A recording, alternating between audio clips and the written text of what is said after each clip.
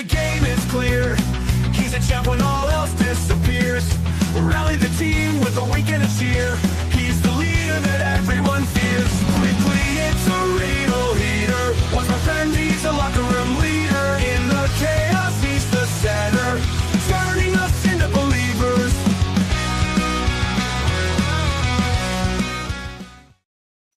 Good evening, ladies and gentlemen. It is Sunday night. It is 7 p.m. And that means once again, it is time for Turnbuckle Affiliation Program and the Locker Room Breakdown. It is time for your Rasslin Recap. We look back at the week that was on Raw and SmackDown in the WWE and a look at what is to come. I am OM Dynamic. Thank you all so much for joining me. I greatly, greatly appreciate it. We got a lot to cover, especially as it pertains to Monday Night Raw. We started off with Oba Femi, the winner of the King of the Ring tournament. And as I said, I didn't think that that was the right call. I felt that there was only one way they should be going for SummerSlam. And did they ever get it right? Oba Femi had come out to the ring to make his announcement, make his decision as to who he would challenge. Would it be your new WWE champion, Sami Zayn? Would it be the World Heavyweight Champion, Roman Reigns? But before he could make his proclamation, he was interrupted by a returning Brock Lesnar. This was where I felt they should have gone in the first place. And I know there are people out there saying, well, why don't they have him do the title one night and do Brock the next? Because this story needs its finality. You can't have the focus on both. This needs its finality before we can go to Oba and a title reign. So I, right off the bat, absolutely loved this. And Brock Lesnar came out saying, I don't watch the product. I don't follow the product. Everybody knows that.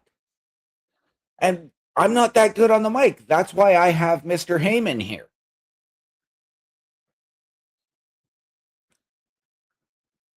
But you like to call me names when I'm not here and behind my back. You've called me a coward. You've called me a bitch. And then drop the talk shit, get hit. Well, he then proceeds to low blow Oba Femi and drop him with an F5. And as he is leaving the ring, Oba again, and this is one of the things that I'm not a big fan of with Oba, is the whole semi-selling, let's say. He gets the mic again, and he says, Brock, you say I call you names behind your back. Well, I'm here in front of you, and you're still a bitch. So, at SummerSlam, Oba Femi, Brock Lesnar. Okay. Paul Heyman hands Brock the microphone, and Brock says, you're on, Oba, I accept. But I'm going to one-up you. Hell in a cell. Yes, ladies and gentlemen, yes, 1,000 times yes. I absolutely love this. I absolutely love it. I know that this is not going to be the greatest Hell in a Cell match of all time, but this is going to be carnage inside the cell. Do not be surprised, ladies and gentlemen, if this opens either night of SummerSlam, or I would even go so far as to put this as the main event of night one, because I think that with the chaos and everything that is going to happen inside that cell, I wouldn't be surprised to see the cell come apart. I wouldn't be surprised to see the ring collapse. And I absolutely love this idea. These two guys are going to tear each other apart. The crowd told us everything.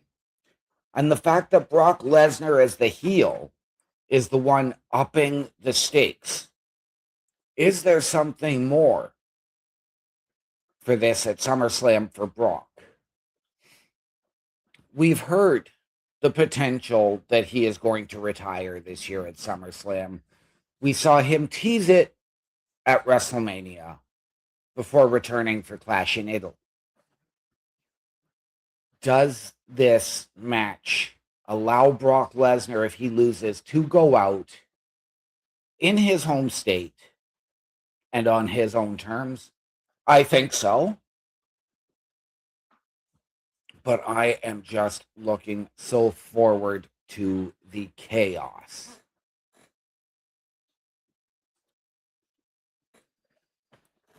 We come back, and Adam Pearce is with Obafemi in the back saying, "Are you sure?" Oba said to him, "Look, the titles are still going to be here. The titles are still going to be there. This has to end. This has to be it. So yes, I'm sure." Absolutely love it for Oba, because I didn't want him hot-shotted right into the title picture. And I know we've seen Oba, who started number one in the Royal Rumble, got his match at WrestleMania with Brock, got his rematch at Clash in Italy with Brock.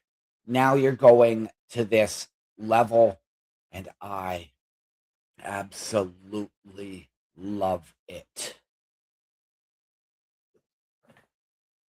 We also saw Austin Theory of the Vision catch up with Paul Heyman and say to Paul, "I didn't know you were here. You didn't call us. You didn't text us. Nobody knew you were here. Nobody knew you were coming." And Paul Heyman said, "Well, now you know I'm here." What does this mean for Paul Heyman? What does this mean for the Vision? I'm going to say this, and I have to wonder if it's going to be better for the Vision in this situation to look forward instead of waiting for Paul Heyman when he's done these obligations with Brock Lesnar to come back. Does Paul Heyman come back and say, "Okay, guys, I'm back. I know I haven't been around. My focus has been elsewhere." And the Vision say, "Look, you haven't been around. You've abandoned us. We've moved on." And is that how you find something new for Paul Heyman? Is that a new direction for the Vision? Or do you just have them welcome him back to say, and Paul Heyman say, "You guys have had a run of horrible luck of late. Let's get this ship righted"? Very, very intriguing with all of that, ladies and gentlemen. And there's a long way to go. I mean, we are less than a month out from SummerSlam. Now, a match that should have some Intercontinental Championship implications. We had Rey Mysterio battle All Ego Ethan Page.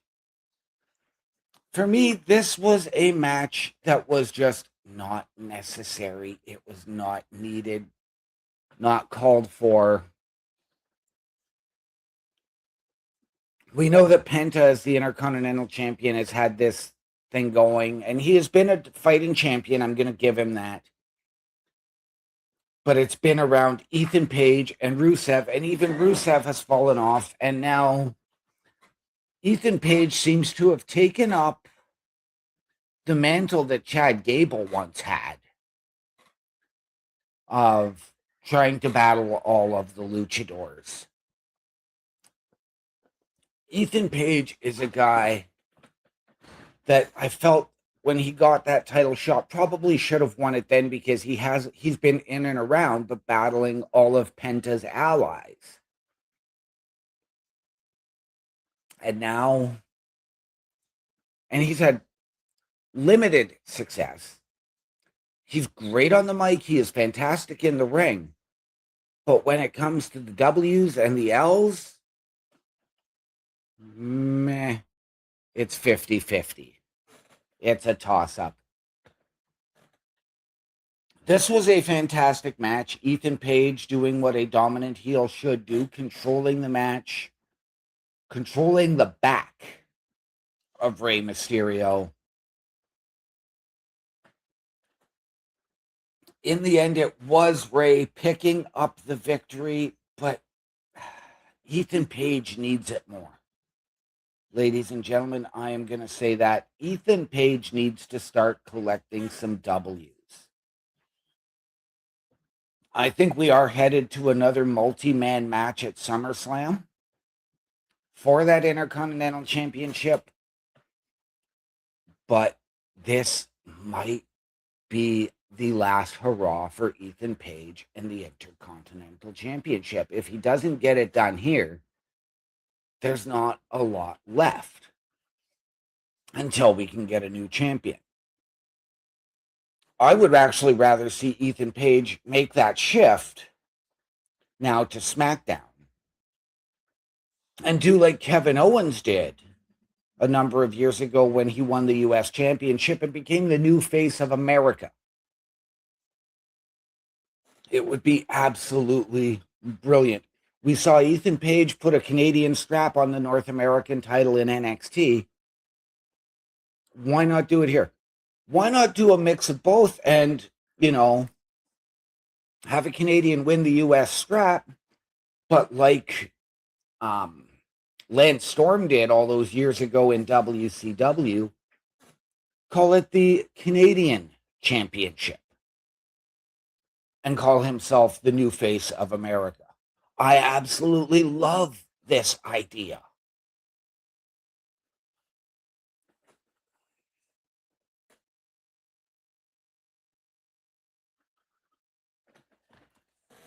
Backstage, we get Dominic Mysterio and JD McDonough sneaking into Danhausen's lab because they want their human monies back.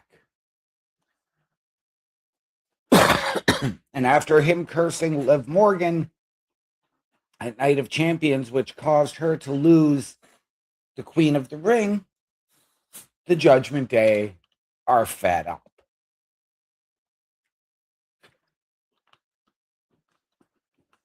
However,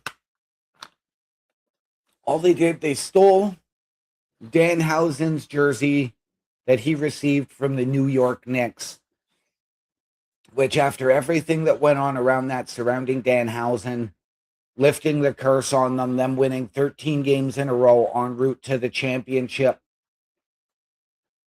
loved the idea. I just wish it would have been a little bit more to it, but we'll get back to that a little bit later on in the show.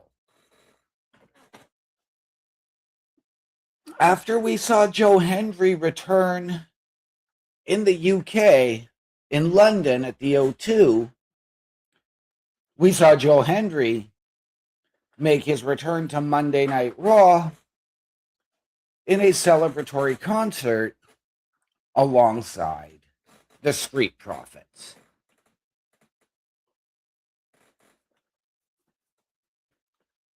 Austin Theory, the only member of the Vision who was at Raw, took exception and made his way out to the ring and issued a challenge. The segment was not spectacular, but for Joe Hendry to have the two other baby faces alongside him in the ring, I liked that ad. Instead of him just being interrupted constantly by the heels and yelled down, I like this ad of having his backup in the ring already. The Street Profits even joined in on the song, so you can't fault them for that. Which, of course, led to Joe Hendry and Austin Theory, because it was Joe Hendry's involvement in the World Tag Team Championship match that cost Austin Theory and Braun Breaker the Tag Team Championships.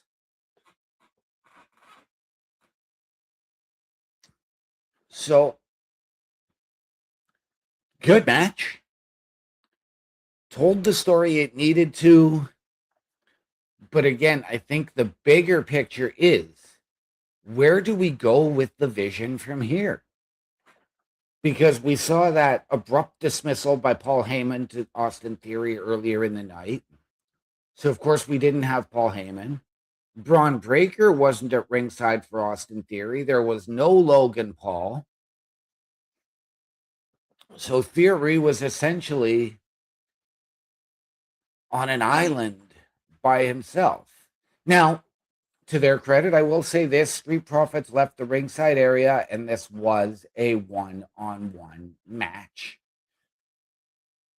And Joe Hendry even debuted a new finisher instead of using the standing ovation chokeslam, which I absolutely love.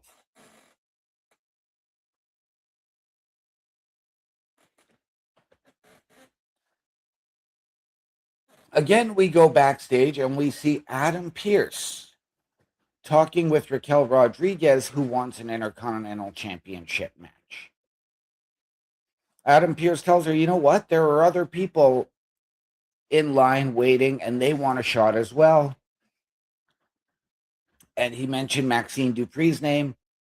And again, making the match between Maxine and Raquel as a number one contenders match for the Intercontinental Championship later in the night. Finally, ladies and gentlemen, we have not had Maxine in the ring in quite some time, and this is something that we needed. What would that result be? However, first we go to Liv Morgan coming out to cut a promo on her SummerSlam opponent, Io Sky.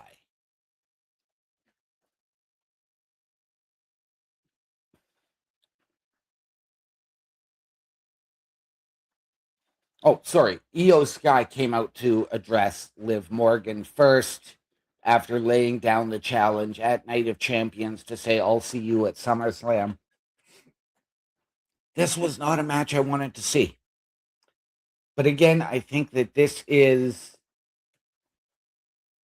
the Judgment Day's previous rivalries, again, going on too long because there is nobody else for them to fight. So these things just get dragged on and on and on.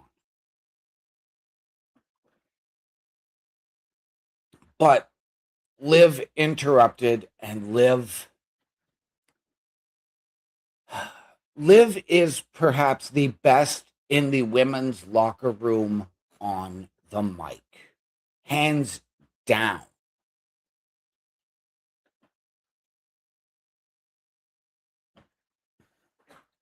Liv reminded us all what's happened to the people that have crossed her and the Judgment Day sighting. Finn Balor, Stephanie Vicaire, and of course, Io's best friend, Rhea Ripley.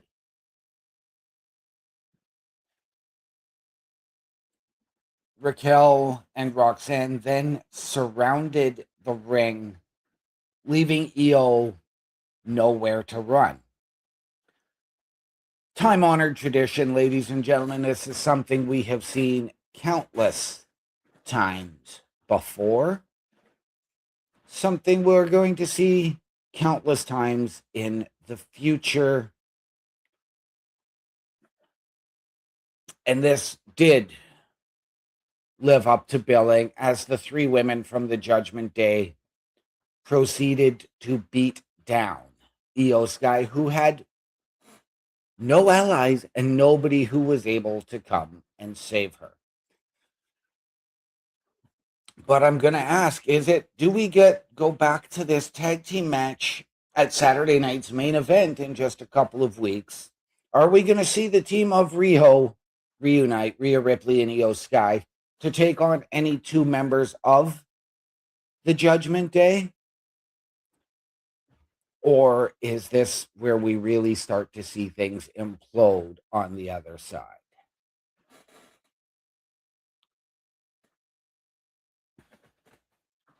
Liv using that new half crab that she used to advance to the Night of Champions and Queen of the Ring finals. She applied it here again to Io, and I absolutely love this. This is a new wrinkle and a new variation in Liv Morgan's arsenal. This is absolutely fantastic.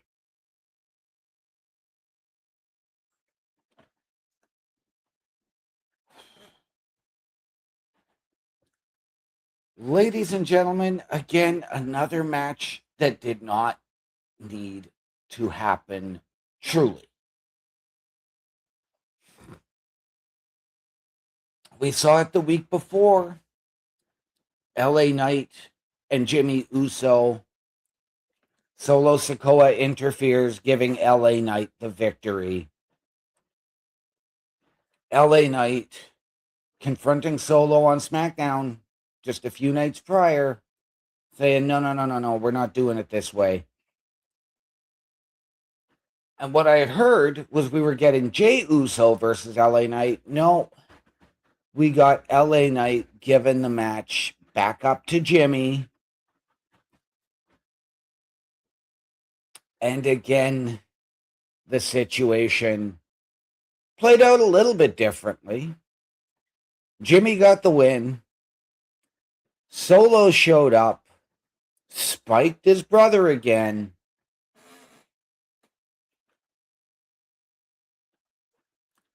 And Jay came out, made the rescue, despite the fact that LA Knight was not there trying to team with Solo.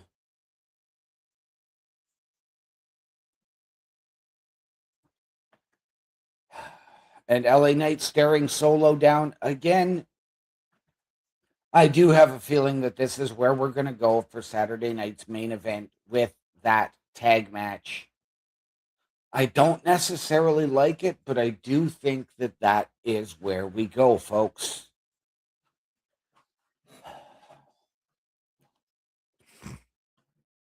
This, again, was a match we just didn't need to see, and I don't know if we're going to see it tomorrow night, if we're going to get Jey Uso versus LA Knight, or what we're going to get. Will Solo make his presence felt tomorrow night? Again, ladies and gentlemen, we just don't know. You will have to tune into Monday Night Raw and the Raw Patrol to get all of those answers. Ladies and gentlemen, there is more to cover from Monday Night Raw. But first, we need your help. A Turnbuckle affiliation program is looking for more people. If you have passion level for pro wrestling, sports, video games, or something else, then Turnbuckle Studios is the place to be. If you have ever wanted to pursue content creation and want to join our team, then we would love to have you. Check out turnbucklestudios.org or contact us by email today because your future is now, and we want you to tap in.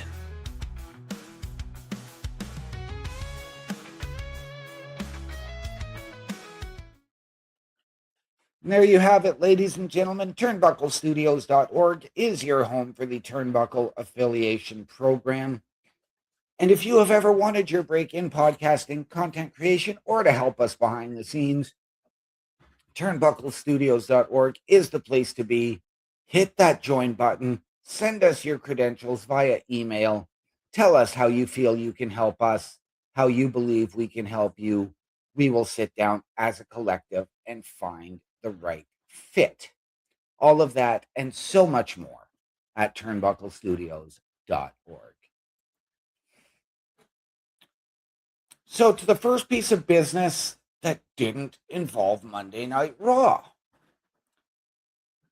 As a result of what happened after Night of Champions and a confrontation backstage between Gunther and Nick Aldis, SmackDown's GM,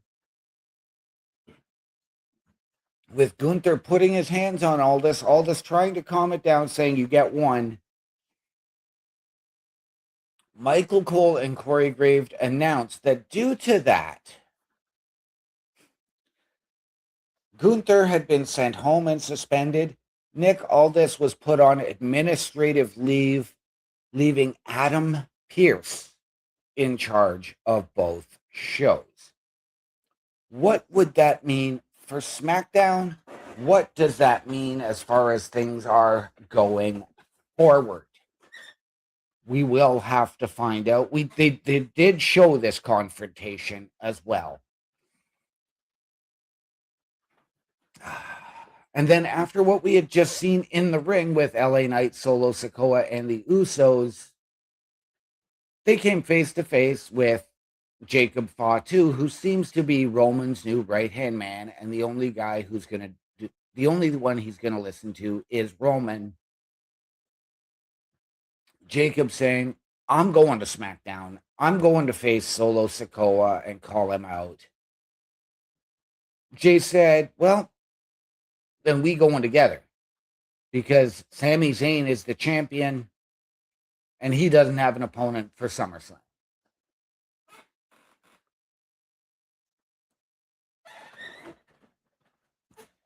I said it a little while ago, folks. We need more Maxine.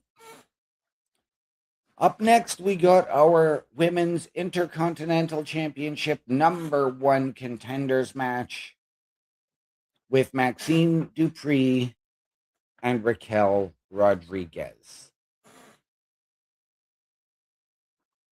This was a solid match. Again, Raquel dominating early,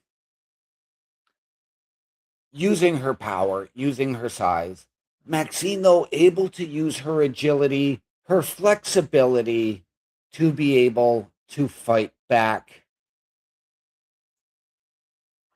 However, Raquel caught her, hit her with the Tejana bomb, stacked her up and pinned her. 1, 2, 3.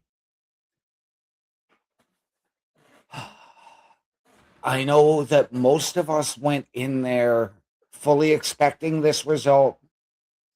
I know I was holding out just that little bit of hope because I do feel that Maxine got robbed and needed a better Women's Intercontinental Championship run than she had previously. But what she showed in this match, again, a little bit more. She's starting to get the reps now on main event. And maybe she's going to get back up there and back into that before the year is out.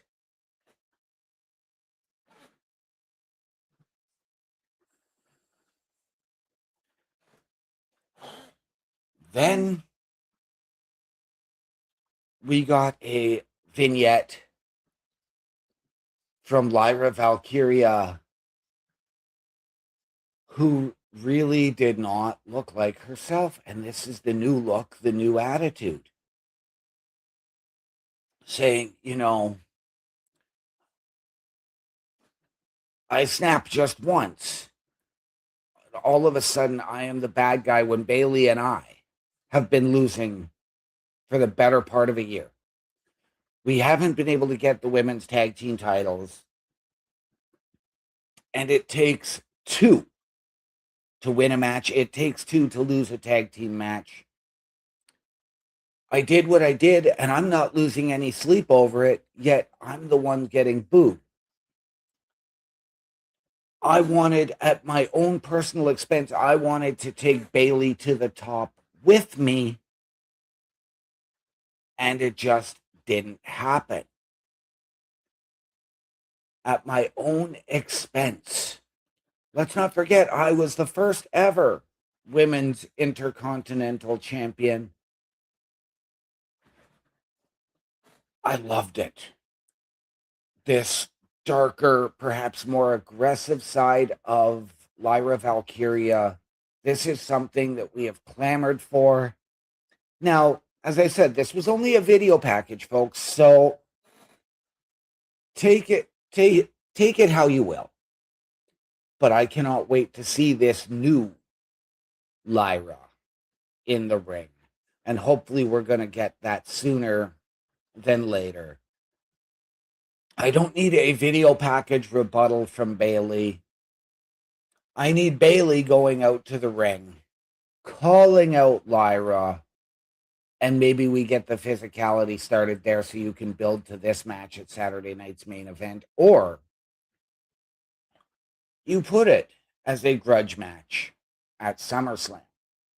Because these two women deserve to be on the SummerSlam card, but I don't think they're going to get there because they've stood in each other's way for the better part of the last year.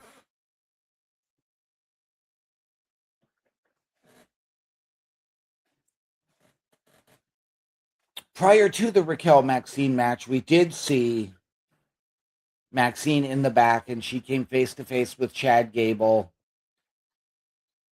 She tried to apologize for how she said what she said. She meant what she said, but she tried to apologize for how it came across. And Chad said, no, you don't need to apologize, Max. We're good.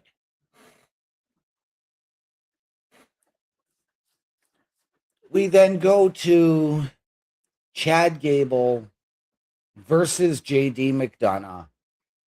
This came about as a result the previous week of Dominic Mysterio demanding an apology from Chad Gable on this apology arc, this redemption story, because Dom is the king of the luchadors. And this was right after JD had been electrocuted. And Dom said, no, I don't just give out matches to people. You've got to go through JD first. So that's how this match came about.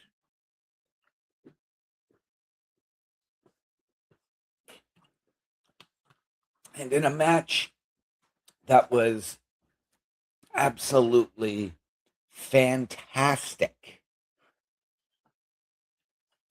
we did have Chad Gable come out on top.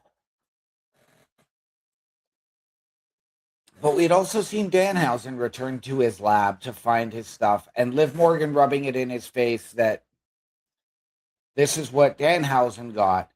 But this match was very, very competitive. Both men can fly. Both men can wrestle.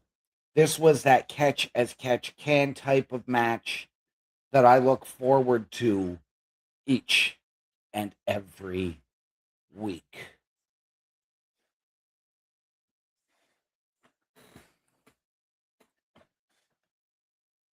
JD was able to counter Chad Gable's Chaos Theory rolling suplex, but Chad was able to hit the ankle lock and pick up the victory.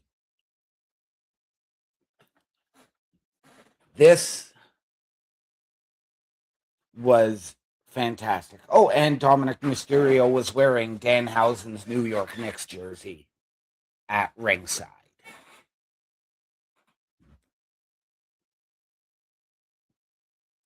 Again, backstage, we saw Austin Theory, this time in his confrontation with Maxine Dupree,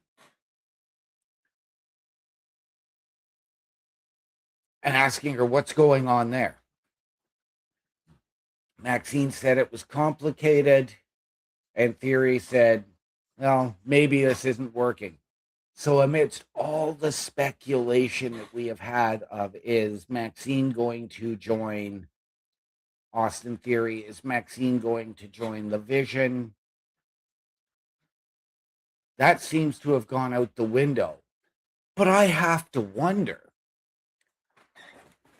Chad Gable sees that.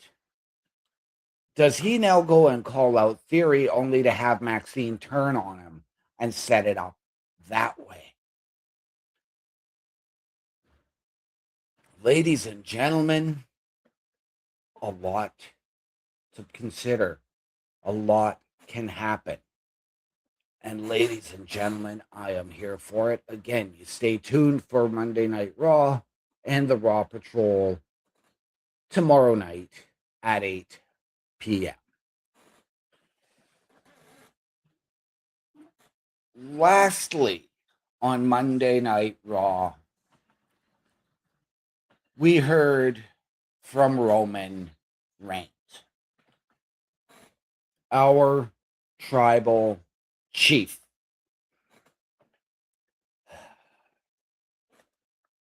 Or did we? Because he got his acknowledge me out. And then we were interrupted by Seth Rollins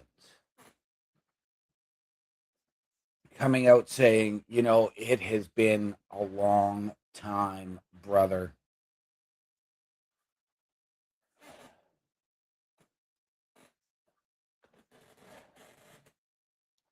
And Seth said, you know, when we came in, we were the young guys that generation was looking to pass the torch to. Now we're getting a little bit long in the tooth, and we're the generation looking to pass it to the next guys. But the only thing you don't have is a true, clean win over me. And Seth Rollins laid the challenge out for SummerSlam, which this was not a fiery promo. This was not a yell back and forth. This was that promo where they both got into each other's heads, and it did. And Roman did say, "Yeah, I need to beat you," accepting the title match. And at SummerSlam, we closed the book. We closed the door on the Shield. This, ladies and gentlemen, this is how you build a match. You know, I had wondered a while back if you could go to, because I thought we were going to go to Seth Rollins and Braun Breaker again at SummerSlam, but I think that is potentially in the past. But I do have to wonder if Bronson Reed potentially cost Seth this match at SummerSlam. I had suggested, do we go to a Seth Rollins teaming with Obafemi to take on Braun Breaker and Brock Lesnar at a Saturday night's main event? I think that is clearly out the window. But could you have Seth Rollins potentially team with somebody else to take on Roman Reigns and Jacob Fatu? Do you go to Seth Rollins and somebody taking on the Usos on behalf of Roman Reigns at Saturday night's main event? Again, ladies and gentlemen, a lot of moving parts. Just like, ladies and gentlemen, we have a lot of moving parts here at Turnbuckle Studios and the Turnbuckle Affiliation Program. And we want you to be a part of all of it by checking out all of our programming. Turnbuckle Studios and the Turnbuckle Affiliation Program bring you the week of streams. All times are in Eastern Time. Monday night, we are on call as the Raw Patrol is on duty at 8 p.m. Tuesday brings you the flagship show, Turnbuckle Talk, at 8:05 p.m. Wednesday, we play games with the PlayStation Showcase at 8 p.m. Thursdays, let us power your dreams with the Xbox Showcase at 9 p.m. Friday, we invite you to come for a ride with the SmackDown Security Detail at 8 p.m. The weekend brings you Saturday Night Gaming at 8 p.m. On Sunday, be sure to catch the Chris Parrish podcast at 12:15 p.m. And later in the day, the Locker Room presents Rasslin Recap delivers at 7 p.m. Always be aware that weekend shows can vary in times, as the PLE Patrol and other watch party streams are always a must-see. Be part of the shows and join the chat every day and watch all of the latest episodes on turnbucklestudios.org/shows. And please do not forget to drop a like, follow, and to subscribe to all of our channels, and when the time is right, all you have to do is tap in. Once again, ladies and gentlemen, turnbucklestudios.org is your home for the Turnbuckle Affiliation Program, and there is something for you each and every night of the week, as you just saw. We want you to meet the team behind those shows. Myself, Chris Best, Bubba Duke, Logan Thompson, Chris Parrish, and Carl Carafel. Under the host section, click on each of our individual links to get our socials and watch our latest weekly live episodic shows. All of that and more at turnbucklestudios.org.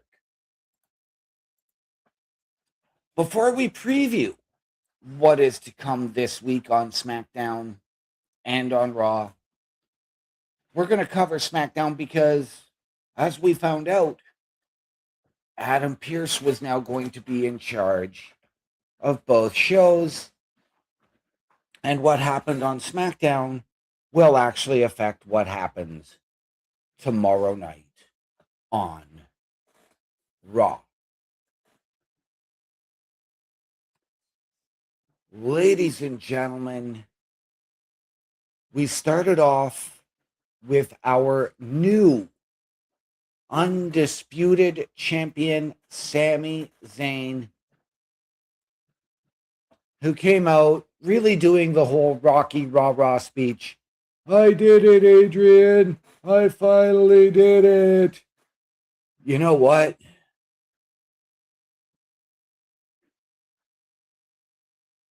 Sami said I could get petty, but I'm not going to because I'm a good guy. He was interrupted by Cody Rhodes, who seems to be showing a little more arrogance and attitude of late. Saying, you know what, Sami, you were right. When I beat Roman Reigns at WrestleMania, you were the first guy in the ring to congratulate me on finishing my story. So let me be the first guy in this ring to congratulate you. Sami telling him, get to the point. Tell me why you're really here. What's this all about? Because I know why you're here. You know why you're here. They know why you're here. But you got to tell us. However, at that point, we got interrupted by Jey Uso, who had said, I'm going to SmackDown because Sami is the champion. We got their celebratory handshake and hug. Jey said to Sami, you know why I'm here. I got to bring that belt back to the family. Sami gave him the credit and said, you know what, as far as I'm concerned, the belt is in the family. And Sami is not wrong.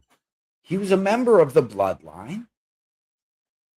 Despite being the honorary Uso, he was a member of the bloodline. He has always been there. He has always had the Usos' backs.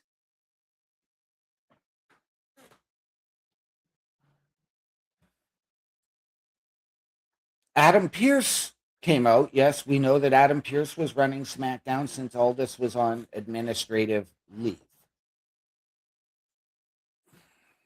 Cody had even said to Jay, we are here to talk about my rematch. And Sammy said, what are we going to do? Like, don't I get some say as to who my opponent is for SummerSlam? And Adam Pearce said, who said anything about SummerSlam? Tonight, Cody Rhodes and Jey Uso are going to go one-on-one. The winner will face you, Sammy, on Monday night. We'll have a contender and we'll have that championship match on the flagship.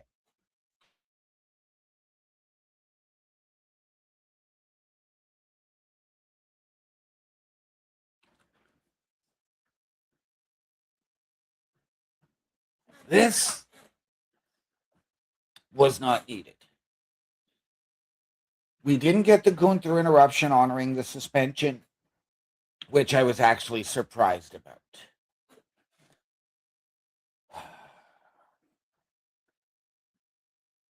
Did we need this? Because with everything happening, I think it's only going to set up a lot more confusion and a lot more chaos for SummerSlam. But we will find out what happens. We know that our main event would be Jey Uso versus Cody Rhodes. This was also SmackDown's return to a 2-hour format instead of the 3 that we have been used to.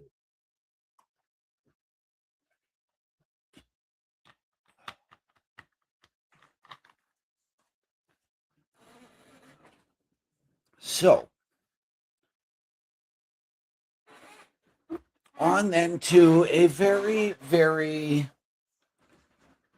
interesting 6-woman tag.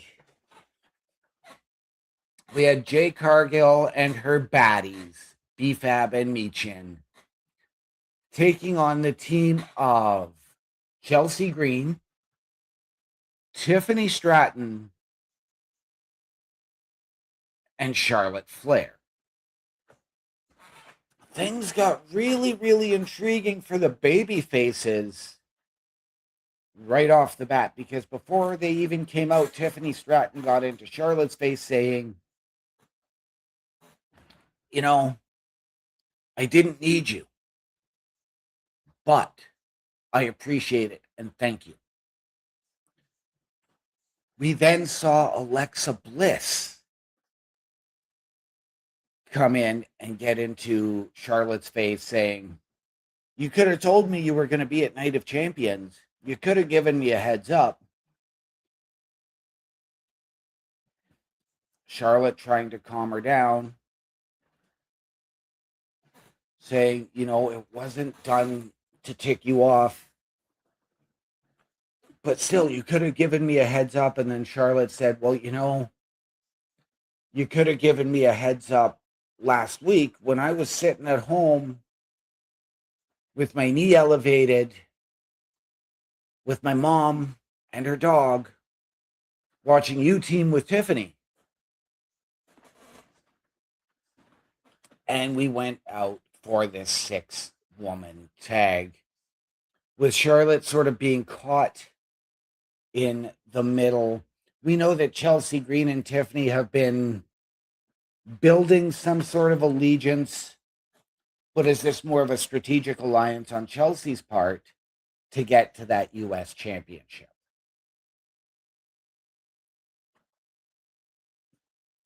This was a good, solid match.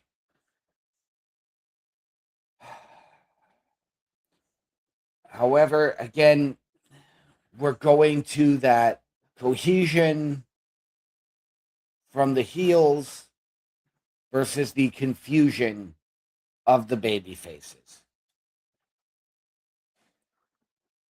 Nothing urgent, really nothing noticeable in this match.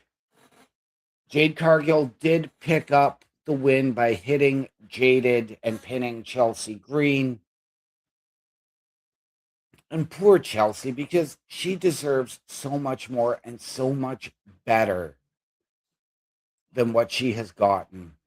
I would honestly like to see something with Chelsea Green and Kiana James. That would be a pairing or a matchup of absolute brilliance given the right circumstances.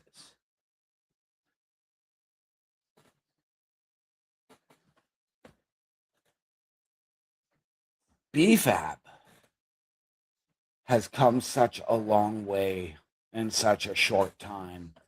They rushed her original call up with Hit Row before releasing Hit Row and then re-signing them and then releasing them.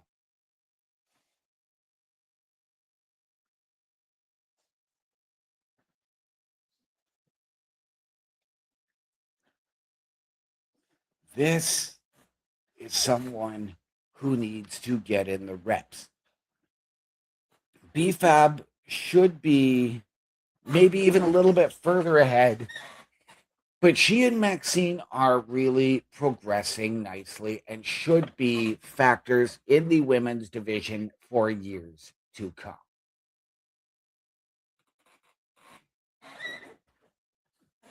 We get our exposure to AAA, and once again, we get the AAA Cruiserweight Championship being defended by Rey Fenix.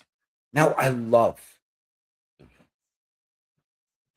the idea of the AAA representation on the main roster.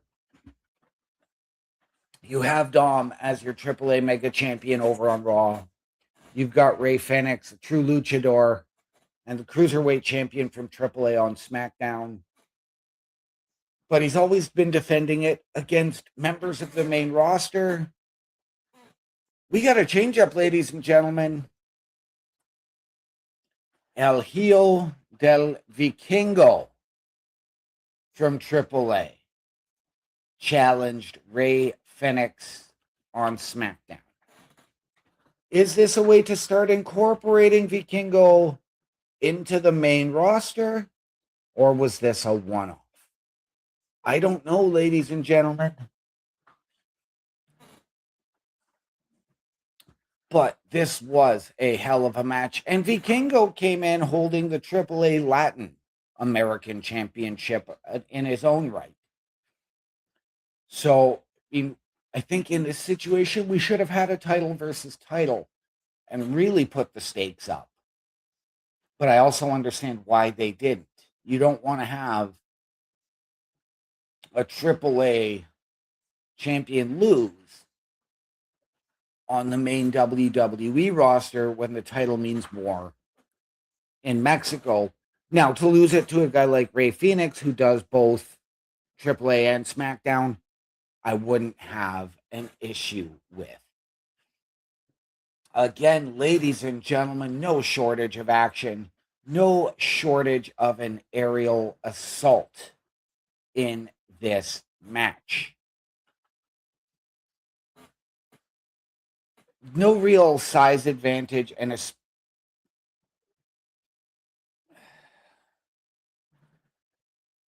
both men made this match what it truly should be, which was a lucha libre spectacle. Again, not my particular style, because I'm not a huge lucha guy, but I respect it. I appreciate what those guys bring.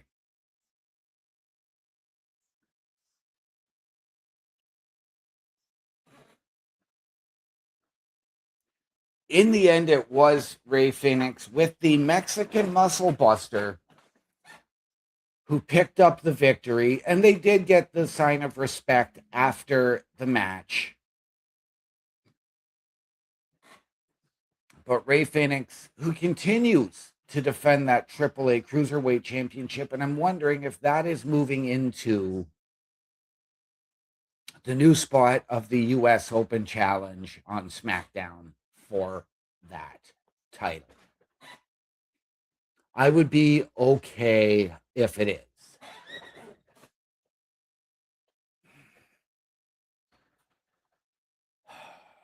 Round and round and round we go. Can't get off this merry-go. Trick Williams comes out with his sitcom dad, Little Yachty, to cut a promo. And before they can get a word out, seems like a running theme this week. Somebody coming out to cut a promo, and before they can say anything, they're getting interrupted. And we get him, Carmelo Hayes, coming out saying, you know what? As far back as we go, and we've done this dance 1,000 times, we'll do it 1,000 more.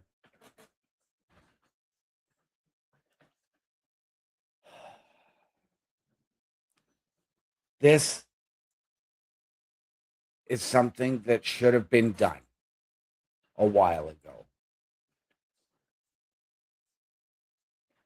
We got one match on the main roster, but this is something that needs to happen, and we need some finality from it. So, Mello made his plea, made his shot, but Trick allowed Yachty to speak for him instead of actually doing the mic work himself. Trick Williams, if you are supposed to be a babyface, get rid of your hype man, your manager, whatever you want to call him. The guy looks like a sitcom dad. Can't even go on the mic, really, as far as I'm concerned. And this was just not needed. Yachty did grant Mello a match for this coming Friday, non-title. And then at the end of the promo, Trick said, you know, Mello, this is getting old, and at this point, I know you like the back of my hand. And then turned and gave him a backhand, knocking Mello right on his keister. Trick, if you're supposed to be a babyface, be a babyface. Don't be this heel that everybody loves, because you're not an anti-hero. You're not a babyface. You're not a heel. You're in limbo, pal. Pull your head out of your you-know-where and figure out who Trick Williams is.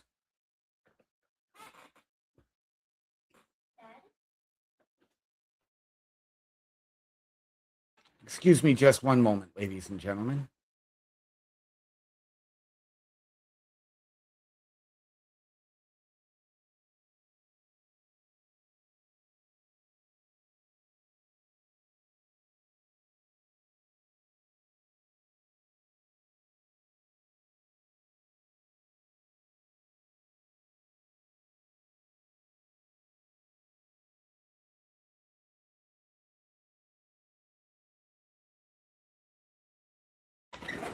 I apologize for that interruption, ladies and gentlemen.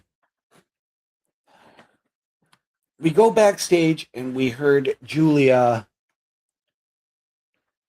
talking and calling out Blake, saying it's Blake Monroe, saying it's been a long, long time. And when Blake is ready to have the match, I will see her again. She was interrupted by Kiana James,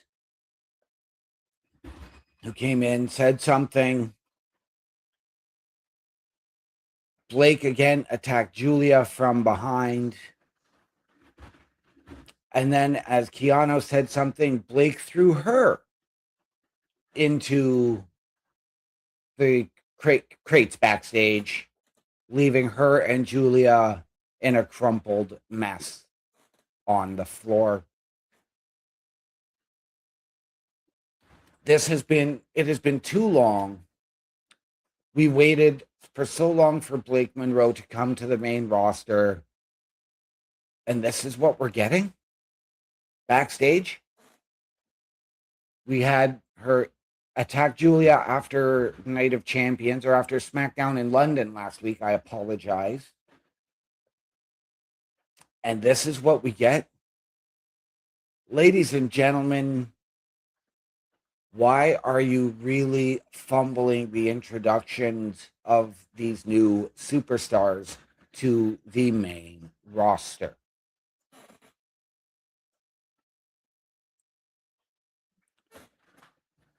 In a match with women's tag team championship implications, we had seen what happened after the tag team championship match on Monday, or the previous week.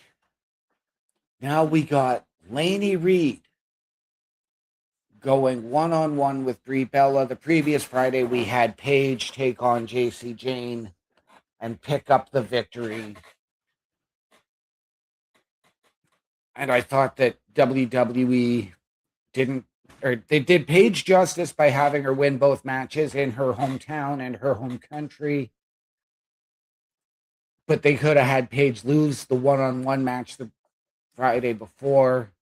So this was WWE's way to rectify the situation.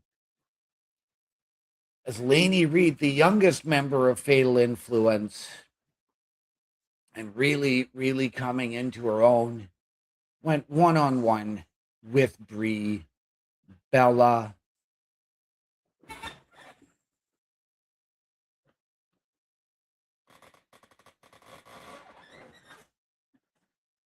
However, it was the numbers game again, as Fatal Influence, JC Jane and Fallon Henley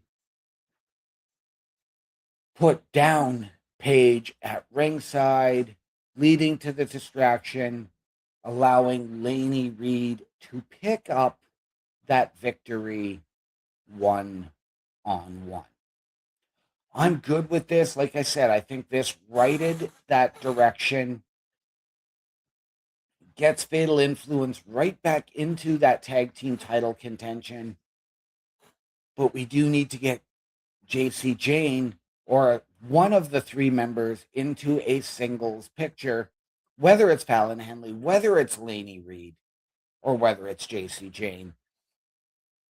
I would be okay with Fatal Influence as the women's tag champs if they allowed for the Freebird rule. This was also Brie Bella's first singles match on SmackDown in nearly 10 years. She's been back for 8 months, ladies and gentlemen.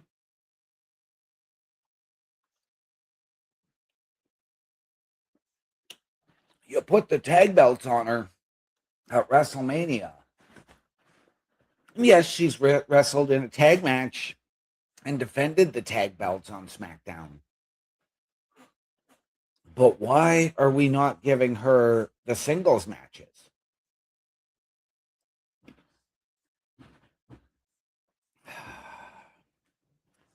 The next bit of comedic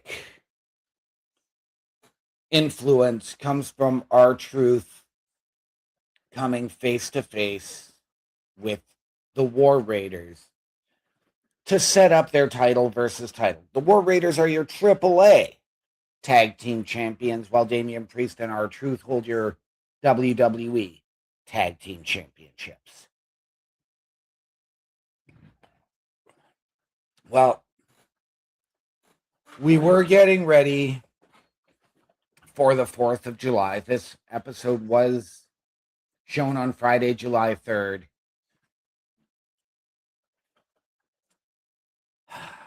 This had everything to do with the 4th of July and R-Truth delivering the line when Ivar grabbed a hot dog and Truth saying, he just ate your wiener. Well, yes, I was rolling. Yes, it's a little bit of toilet humor.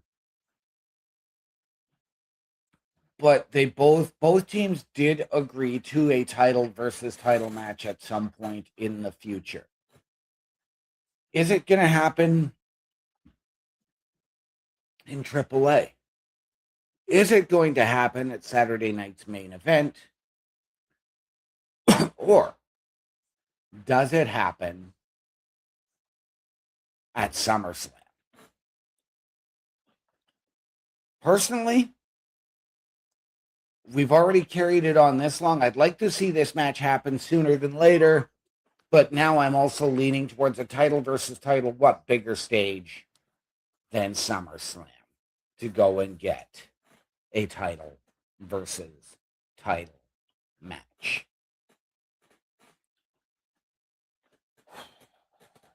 Ladies and gentlemen, we come to our main event of the evening. Our former undisputed WWE champion, Cody Rhodes, challenging main event Jey Uso for the number one contender spot to Sami Zayn. The winner to face Sami tomorrow night. When we get to the preview, we're going to explain why this is such a significant matchup. This was, again, a straight up solid match. Both guys with a love and a respect for one another. Yes, the match got progressively more aggressive, but it was that respect. They weren't rushing out trying to get one up. It was natural. In the end, it was Cody who came out victorious and will challenge Sami Zayn tomorrow night. We thought Roman could address Jey Uso last Monday on Raw. Of course, we know that didn't happen. We thought he could address Sami Zayn. Of course, that didn't happen. What is Roman going to say tomorrow with both Sami and Cody and Jey in the building? I don't know. We'll break all of that down here in just a moment. But ladies and gentlemen, we do ask you to please check out our shop. The Turnbuckle Studios store is open for you 24 hours a day, 7 days a week. Get the merch and represent the best from the shows you watch on a weekly basis. Multiple styles to choose from with over 10 products available. Don't get left out and pick up all your favorites today. Find us at turnbucklestudios.org. And ladies and gentlemen, once again, turnbucklestudios.org is your home for the Turnbuckle Affiliation Program. And we ask that you check out our shop, completely powered by redbubble.com. So it is 100% safe and secure. Support your favorite shows and your favorite podcasters. Wear what we wear, and all of the proceeds come back into our studios to bring you a better experience. As well, when you make that purchase, give us a shout out, tag us on the socials, and we will shout you out live on air during one or more of our many weekly programs. All of that and more at turnbucklestudios.org. So, tomorrow night, we already know we're getting Sami Zayn versus Cody Rhodes in a title defense for Sami Zayn. But Monday Night Raw comes to us from the All-State Arena in Chicago, Illinois. We all know what that means. We all know who's from Chicago and will likely make his return to Monday Night Raw. We will also have, do we get Cody regaining the title? I said a week ago that for this to be a credible run for Sammy, he has to have some time with it. Not a week. Otherwise, he just becomes a footnote in the championship's history. Where do we go with all of this now? Is Roman going to address Sammy? Is Roman going to address Jay? We know that Roman will likely address Seth. But this is Chicago. And there's another guy from Chicago that has history with Roman, going back to each of the last 2 WrestleManias. A guy that has history with Seth freaking Rollins. Of course, I am talking about CM Punk. Do we hear from Punk tomorrow on Raw? Does he lay down a challenge to whoever wins between Cody and Sammy? Does he get involved in Roman and Seth? Does he stick his nose into Jimmy Uso's business with LA Knight and Solo Sikoa?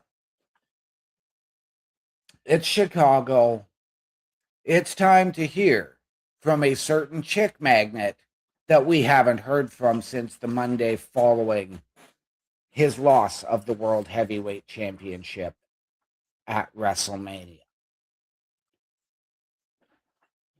Where do we go? Ladies and gentlemen, I can only speculate that CM Punk is going to be there, but it's Chicago, and we know that the roof will come off the place.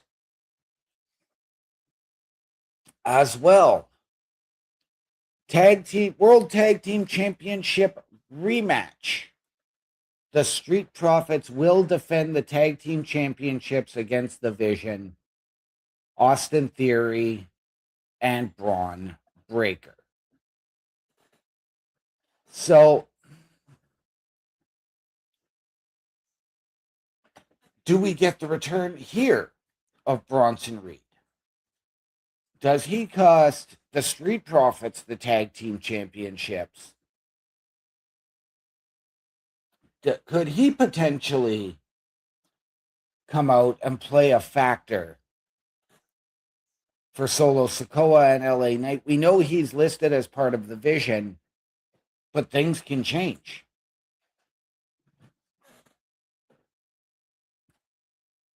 Do we go to that big one before SummerSlam, or do we get that at SummerSlam? What is going to happen with the Vision and Paul Heyman? Are we going to hear from Obafemi? Do we hear from Brock Lesnar? So much, ladies and gentlemen, to stay tuned for. We don't know. This is all they are giving us.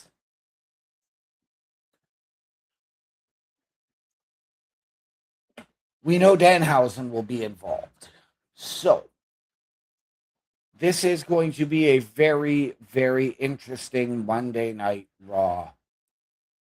I, for one, cannot wait to see how this breaks down and what happens. And once again, ladies and gentlemen, I invite you to stay tuned for the Raw Patrol here tomorrow night. And we will see just what happens. You can join Chris Best and everybody else for the Raw Patrol. I will not be there. I will be enjoying some time with my son. So I don't know what's going to happen. And ladies and gentlemen, before I continue on with the SmackDown preview, I do want to remind you once again that we need your help. A Turnbuckle affiliation program is looking for more people. If you have passion level for pro wrestling, sports, videos games, or something else, then Turnbuckle Studios is the place to be. If you have ever wanted to pursue content creation and want to join our team, then we would love to have you. Check out turnbucklestudios.org or contact us by email today because your future is now, and we want you to tap in.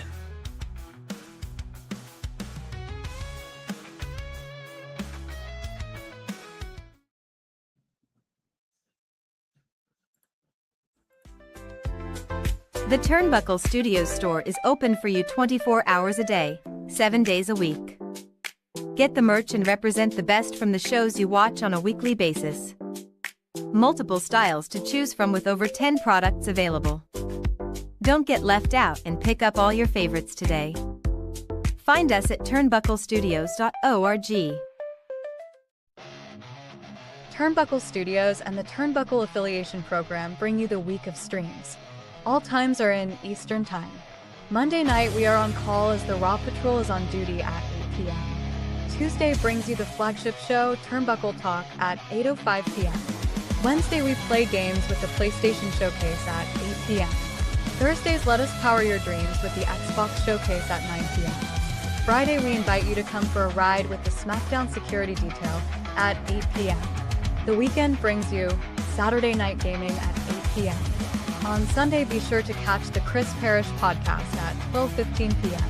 And later in the day, the Locker Room presents Rasslin Recap delivers at 7 p.m. Always be aware that weekend shows can vary in times, as the PLE Patrol and other watch party streams are always a must-see. Be part of the shows and join the chat every day and watch all of the latest episodes on turnbucklestudios.org/shows. And please do not forget to drop a like, follow, and to subscribe to all of our channels, and when the time is right, all you have to do is tap in.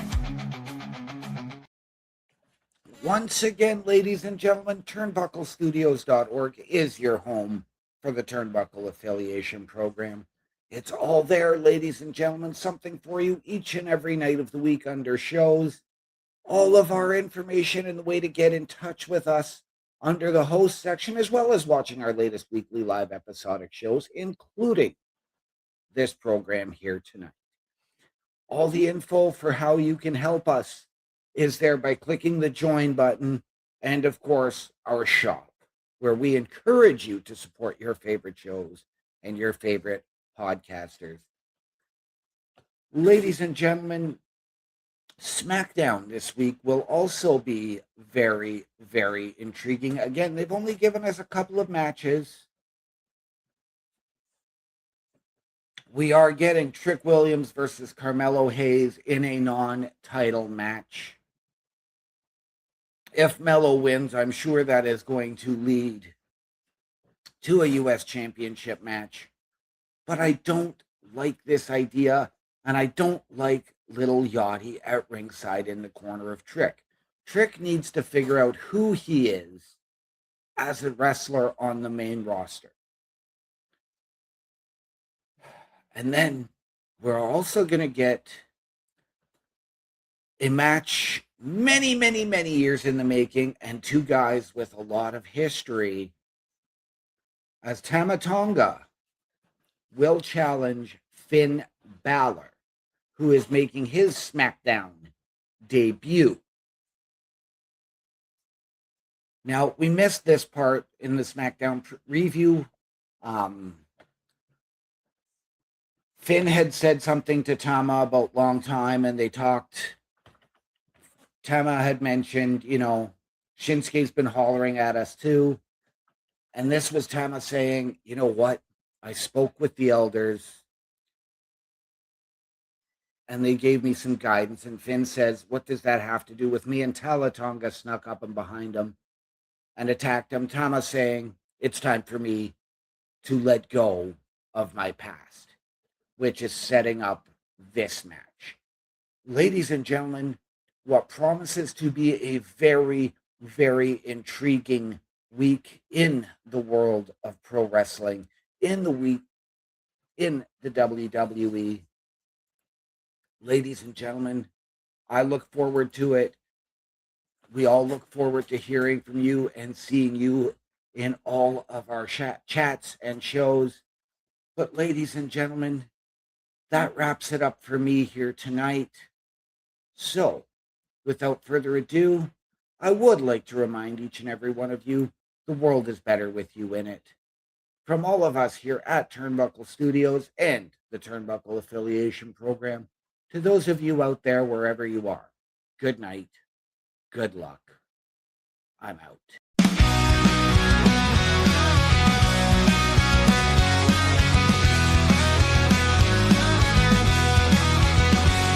In the locker room, a guy you'll find loves bad hockey, teams can't deny. His best friend is just a hand so true, loyal until his friend goes number 2.